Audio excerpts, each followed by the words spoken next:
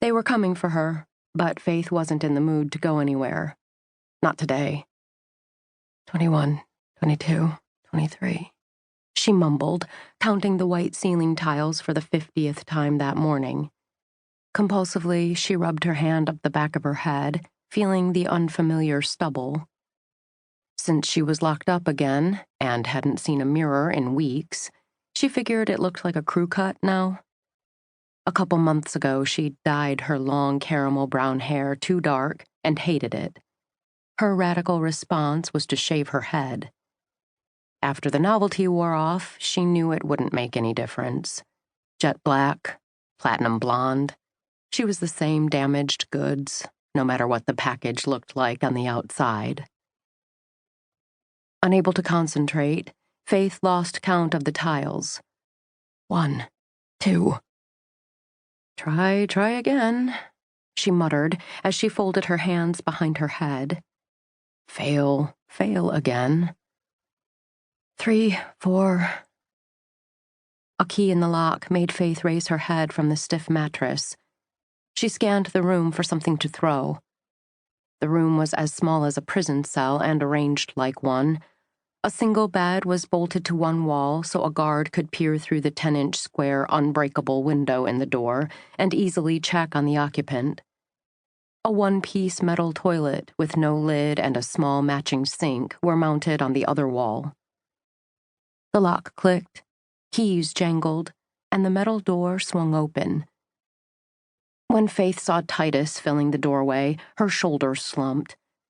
Titus was built like a small mountain, 6'6" and over 300 pounds. But it wasn't his size that made her stand down. She'd taken on bigger men. No, it was the big grin on his broad face. "Good morning, Faith." His deep voice made the toilet bowl chime like a bell struck by a hammer. His Sudanese accent was thick, but his words were slow and well enunciated. "Would you please accompany me?" He stepped into the room and held the door open with one large arm. When Faith didn't budge, he reminded her, "You are meeting with Dr. Rogers." And he added, "This will be a great visit for you." Scowling, Faith stepped forward, pulling up her hospital pants as she slipped through the doorway. "When did you get psychic powers?" she snapped. Titus's laugh echoed in the hallway. "No, not psychic. Hopeful. I stay positive." As always, he spoke with conviction.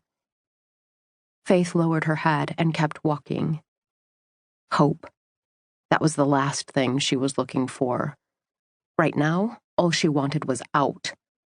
But Faith knew the only way out of this place was through the man she was about to see. Until he certified her not a danger to society, she'd stay behind locked doors, peering through dirty, mesh-covered windows. Titus stopped at the last locked door. He paused with his keycard just out of range of the door sensor. Sounding like a pharaoh issuing a decree, he said, "You will have a great visit." He swiped the card and opened the door. Dr. Rogers's office was the only room Faith had seen in this building that wasn't all white. Here, the walls were a soft green, and a square of pale gray carpet covered the center of the floor. 2 leather chairs faced each other in the middle of the rug.